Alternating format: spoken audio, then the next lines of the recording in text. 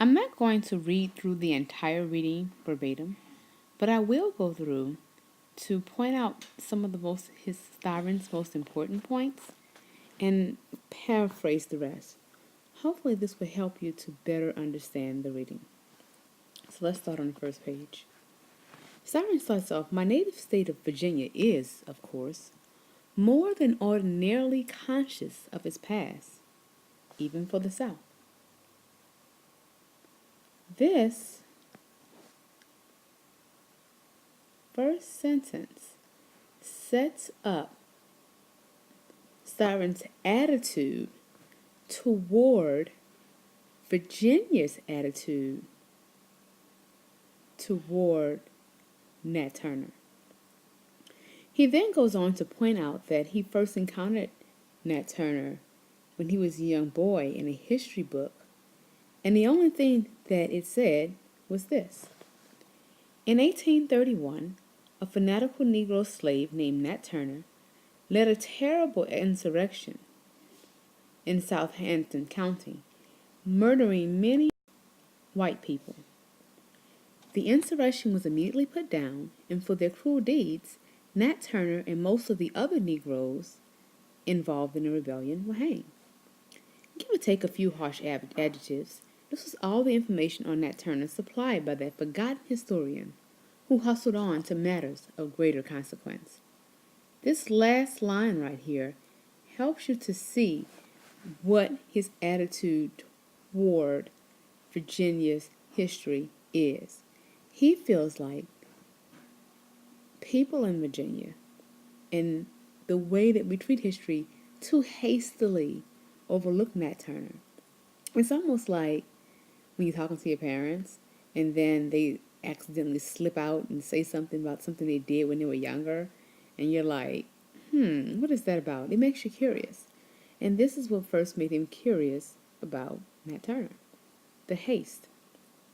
But then he goes on to really talk about, to really lead into why he feel there was such haste to, in overlooking the subject of Nat Turner. He says, when I speak of the South and Southerners here, I speak of this South, where deep South attitudes prevail. So he's really talking about, he's saying, I'm not talking about just, the South in general. I'm talking about, not just the geography. I'm talking about a place where racist attitudes are so ingrained in who we are. It is a part of our lifestyle, our thinking, and our culture. Okay? And then he goes on. He says, my boyhood experience, starting here, was the typically ambivalent one of most native Southerners, for whom the Negro is simultaneously taken for granted and as an object of unending concern. On the one hand, Negroes are simply a part of the landscape, an unexceptional feature of the local scenery, yet as central to its character as the pine woods and sawmills and mule teams and sleepy river estuaries that give such color and tone to the southern geography. This is an important sentence.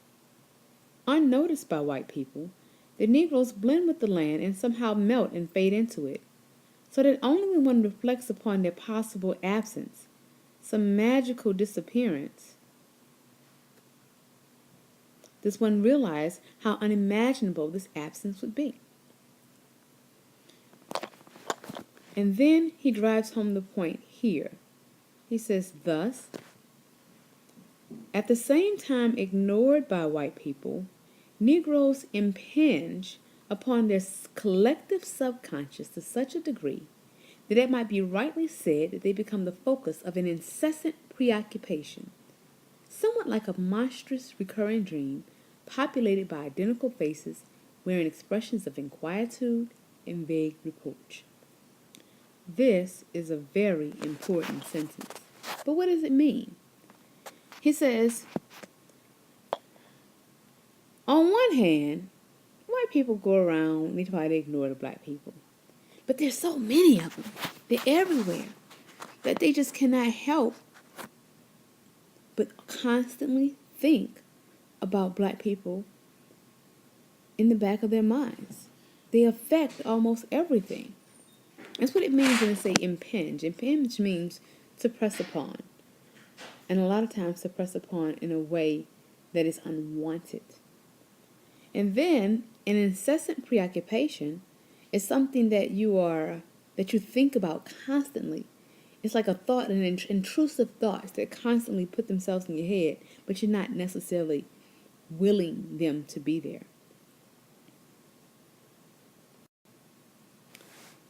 And then he gives this quote from Ralph Ellison, who happens to be an African American author and artist, and who was friends with William Styron. So during one of their conversations, Ellison tells him, Southern whites cannot walk, talk, sing, conceive of laws of justice, think of sex, love, the family, or freedom without responding to the presence of Negroes. He says the words of those of Ralph Ellison, and of course he's right. How is he right? He's saying that he's right because you have to think about what are the times that Styron is growing up in. The times that he's telling you about, we're talking about the 1930s, 40s, and 50s. William Styron was born in 1925. So his time of coming up, his boyhood, you're thinking about the American 30s. What was happening in America in the 1930s? We have the Great Depression.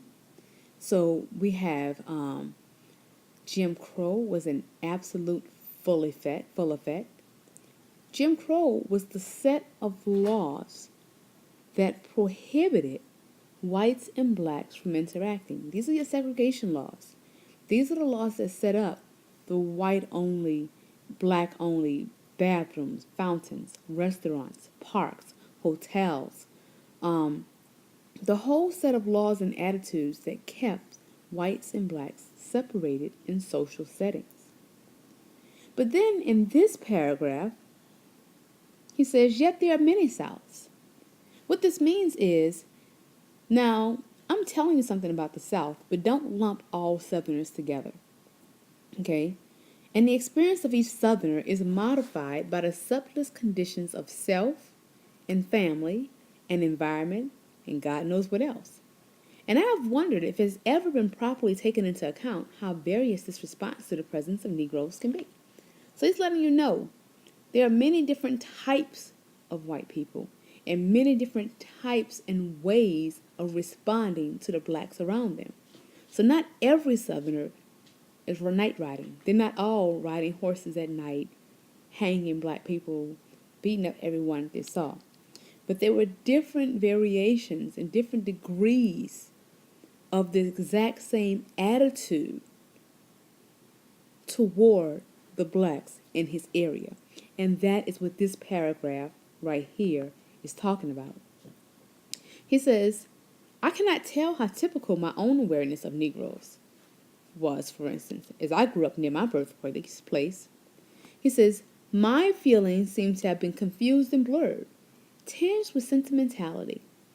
What is sentimentality? What is it that white people would be sentimental about black people about? For one, blacks, although they were separated from them socially, they were not separated from them physically. There were blacks everywhere.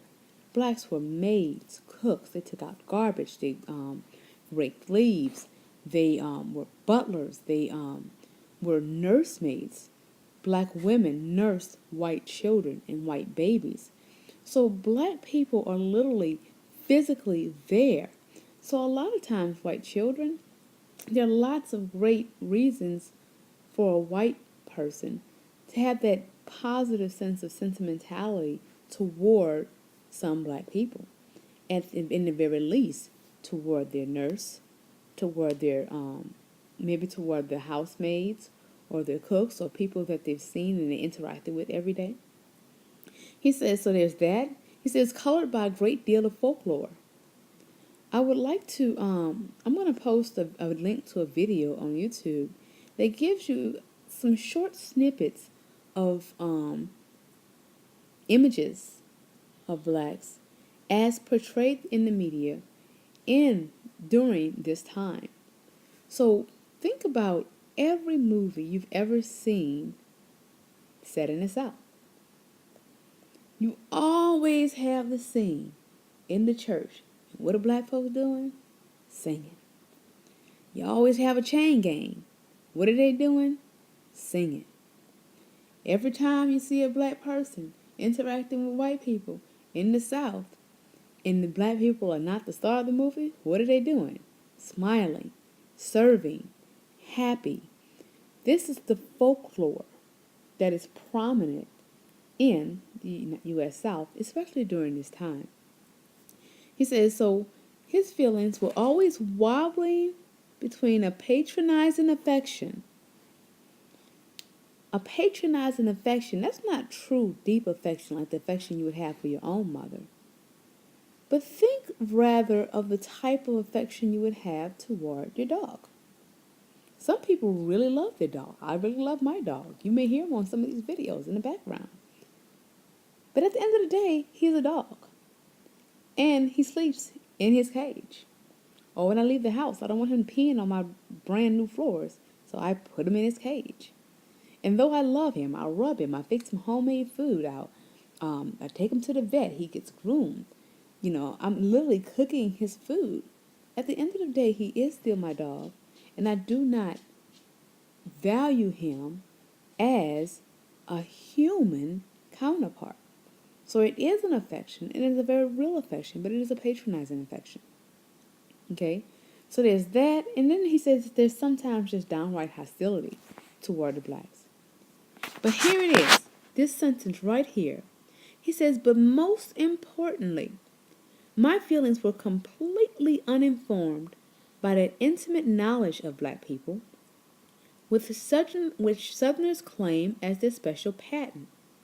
Indeed, they were based upon an almost total ignorance. So now he's setting up his argument. He's saying, now look, I mean, black people were everywhere, and I had the way we love some, we love some, we hated some, we are ambivalent towards some, but at the end of the day, we didn't really know any. He says, for one thing, from the standpoint of attitudes toward race, my upbringing was hardly unusual. Why? What was his upbringing? It derived from the simple conviction that Negroes were in every respect inferior to white people and should be made to stay in their proper order in the scheme of things. Okay?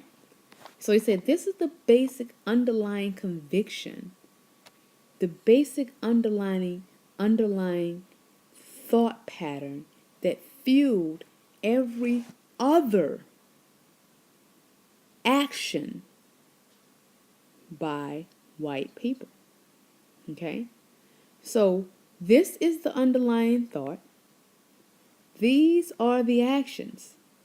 This is why Ralph Ellison says they cannot walk, talk, sing, conceive of laws of justice, think of sex, love, family, or freedom without responding to the presence of Negroes. Why? Because they thought Negroes or black people inferior to themselves. So that the way this attitude informed the way they did everything else. Okay? So Styron then goes on to talk about how in his family, they were considerably less racist than, say, other families in his neighborhood. And why did he think that? He said, well, because my mother, for instance, would not allow me to use the N-word. I would get a whipping if I used the N-word. But at the same time, I couldn't refer to a black woman as a lady. Why not? Because lady indicates class and social position that simply was not attributed to black women at the time. He says, but hey, he used the N-word all the time when he went to school. Him and everybody else.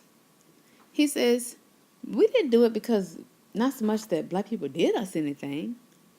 It was because, why not? He says, and so the word nigger, which like all my schoolmates I uttered so freely and so often, had even then an idle or listless ring. He says it didn't mean anything to him. How could that dull epithet carry meaning and conviction when it was applied to a people so diligently isolated from us that they barely existed except as shadows which came daily to labor in the kitchen, to haul away garbage, to rake up leaves. And then he goes on, he drives the point again. He says, an unremarked paradox of Southern life is that its racial animosity is really grounded not upon friction and propinquity, but upon an almost complete lack of contact. He's saying we didn't dislike black people because we knew black people who personally harmed us. We just dislike black people because we didn't know any. Not for real. You know, it's kind of like that high school cafeteria thing, that high school social thing where you just don't like people you don't know.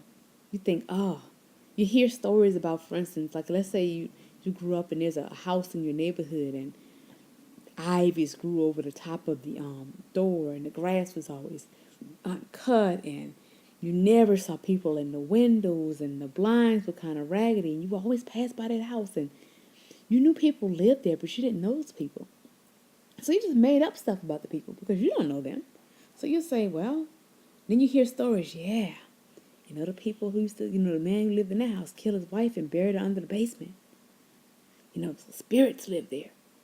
And that's what you think because you don't know any better. And you've never actually seen anybody come out of there. And, the grass is uncut. So you don't know them. So you come up with things and you make up stories about them and you talk about the inhabitants of the house when you don't even know them. And that's what he's saying. So you're not saying that, you're not talking about the people are bad because you do know them, because you found out, for instance, that someone in the house tried to break into your house. That's not the case. You just don't happen to know who lives in that house. And this is what Styron is saying. He's saying, we didn't dislike blacks because a particular black did us any particular thing. We just didn't know any. He says, whatever knowledge I gained in my youth about Negroes, I gained from a distance, as if I had been watching actors in an all-black puppet show. He says, now because of this, I'm tired of people talking about they know anything about the South. They've never lived here. That's when he says it makes me distrust any easy generalizations about the South. He says, one of the most egregious of the Southern myths, one that in this case propagated solely by Southerners, is of the Southern white man's boast that he knows the Negro. He says, now, certainly in many rural areas of the South, the cultural climate has been such as to allow a mutual understanding and even a kind of intimacy to spring up between the races, at least in some individual instances. What he's saying, he said everybody got a story about somebody that they knew who got a cousin, who had an uncle, who had an aunt who passed away, who was third cousins to a man who lived in the woods next to a black woman. He's like, but I ain't know any.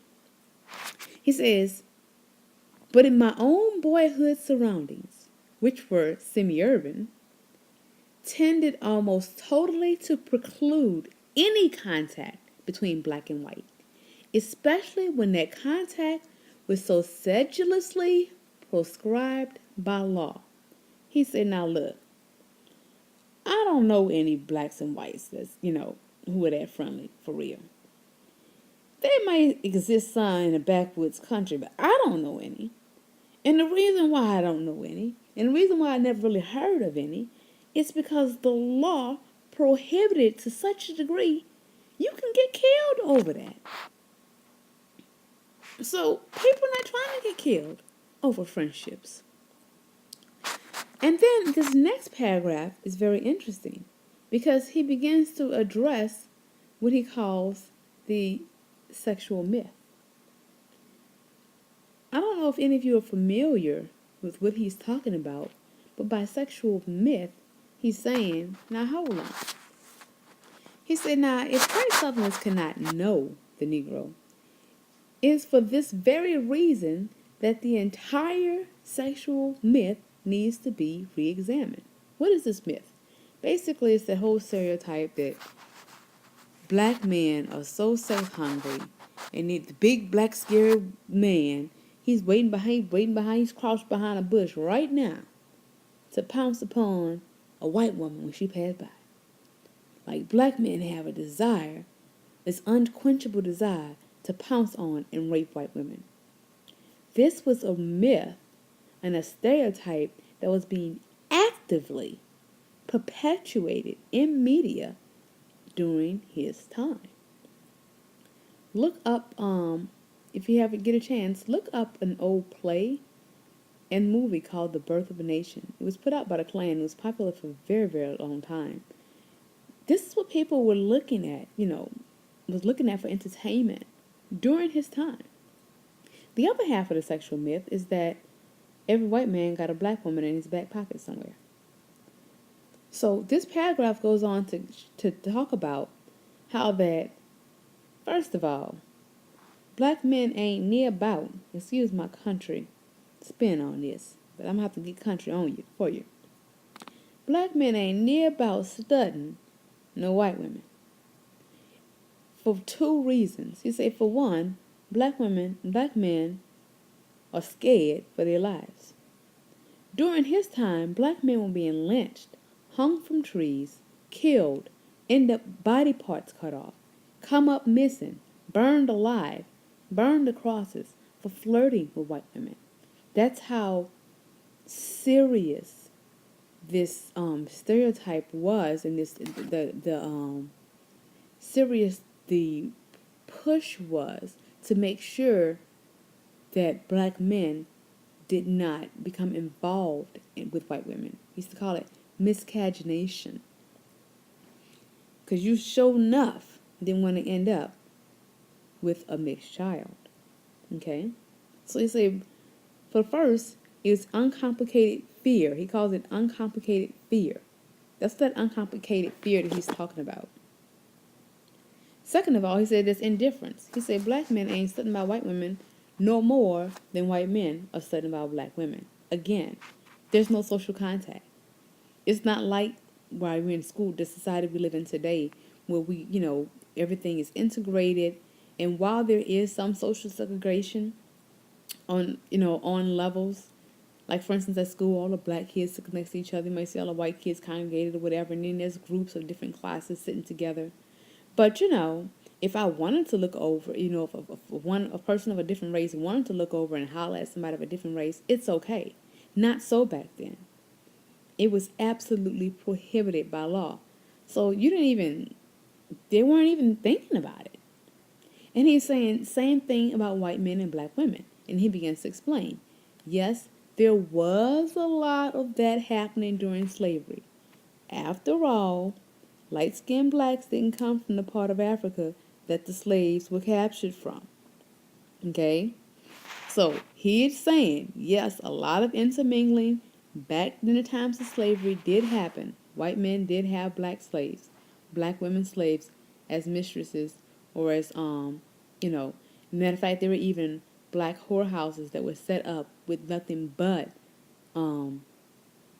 beautiful slaves dressed up and kept for the purpose of rich white men. So he acknowledges that, but then he goes on to let you know that was 75 years ago.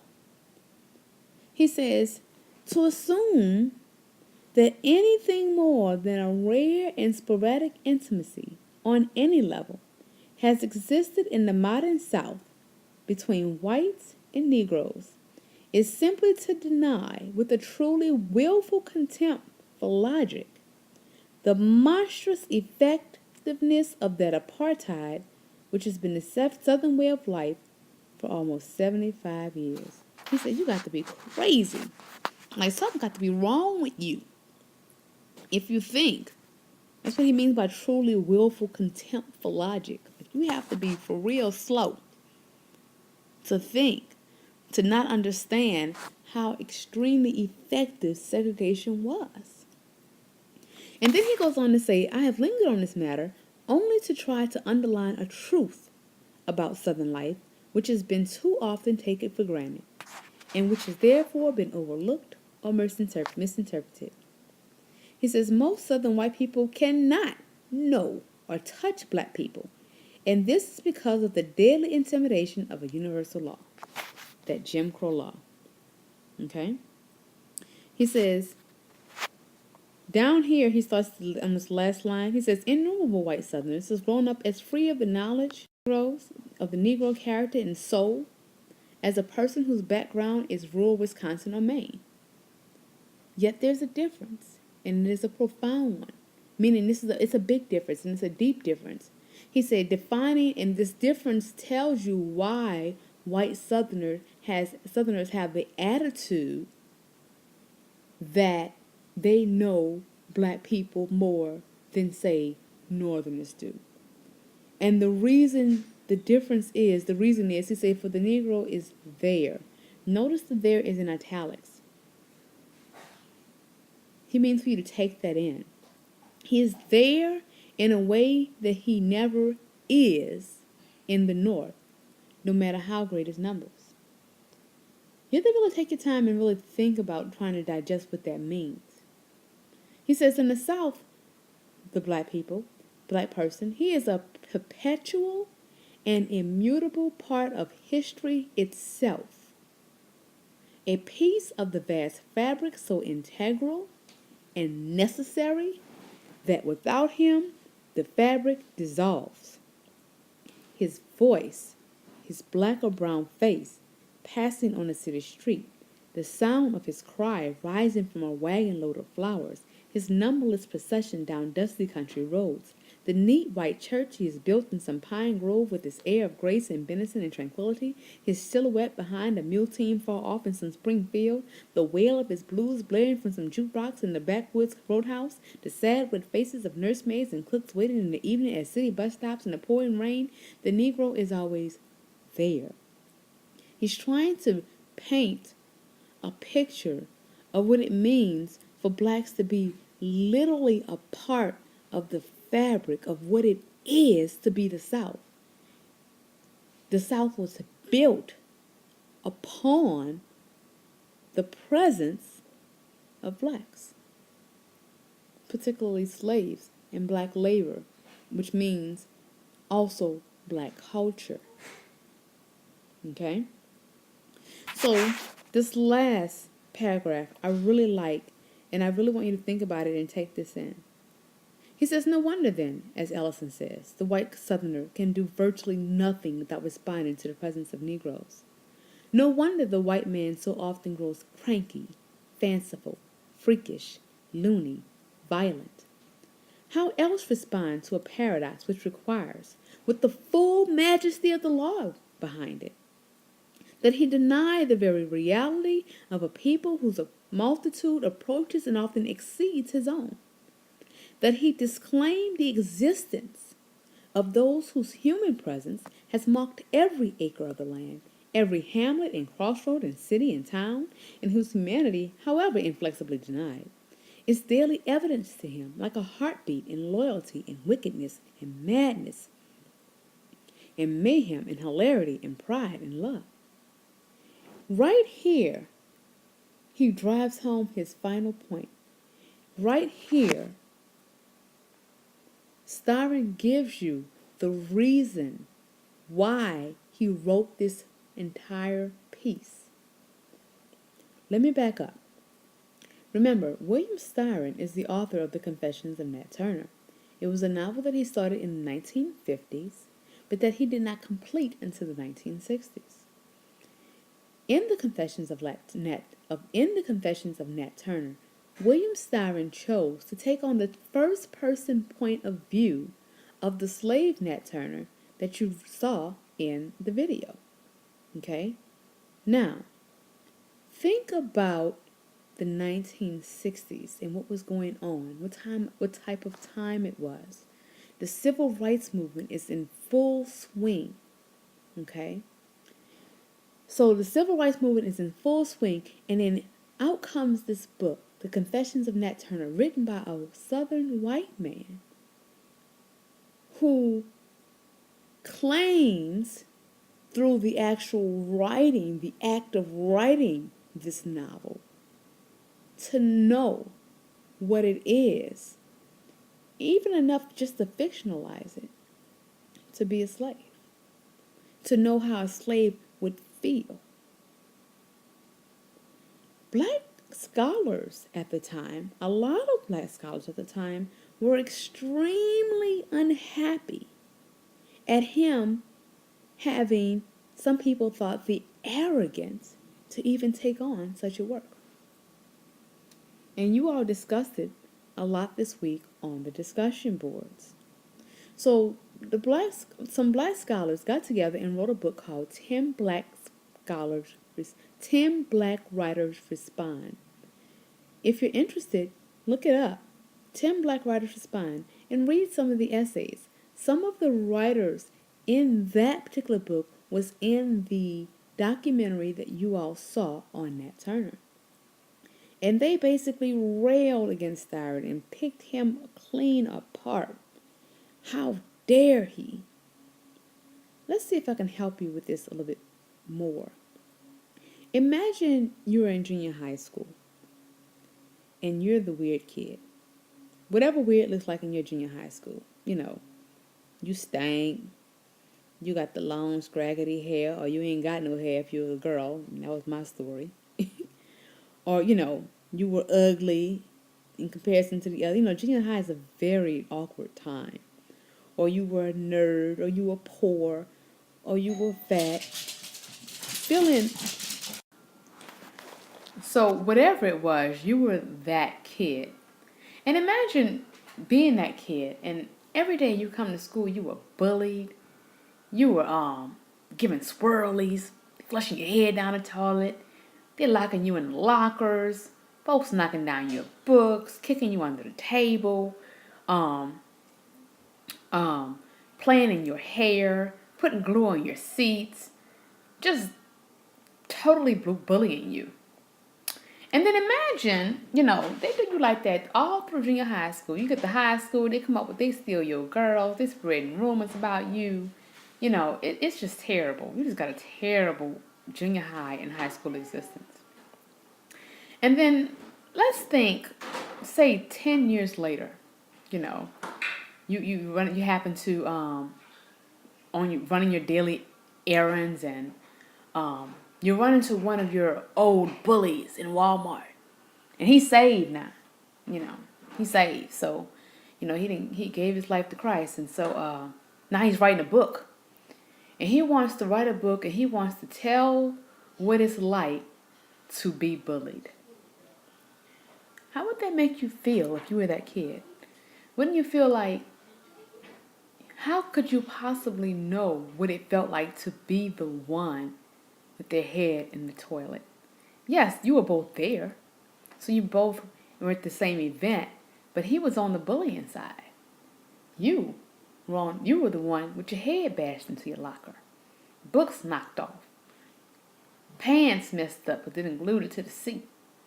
Rumors spread about you. How would you feel if suddenly that person, they saved now, they're going to spread the love of Jesus, and in doing so, he's going to write your story?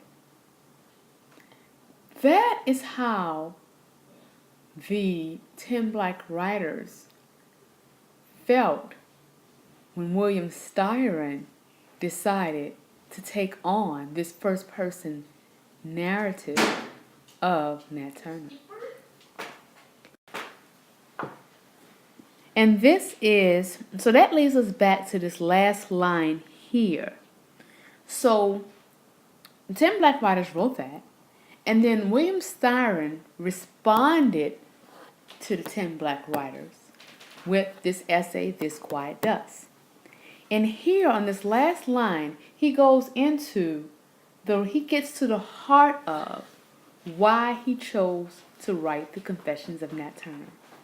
So here, he says, the Negro may feel that it is too late to be known, and that the desire to know him reeks of outrageous condescension. But to break down the old law, what law? The old racist segregation laws.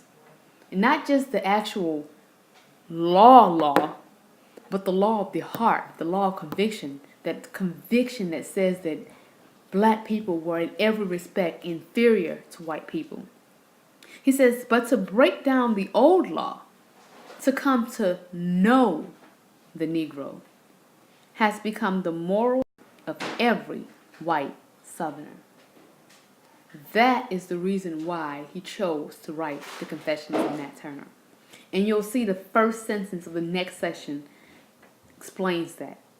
He said, I suspect that my search for Nat Turner, my own private attempt as a novelist to recreate and bring alive that dim and prodigious black man, has been at least a partial fulfillment of this mandate. So, that is my paraphrase and my explanation of the reading so far this week. You will read for homework the rest of the reading on your own and continue discussing. If you have any additional questions or something you'd like to add, then please feel free to discuss. Post the questions to the discussion board, both either in the week 2 discussion board or in the Ask the Instructor. Good night.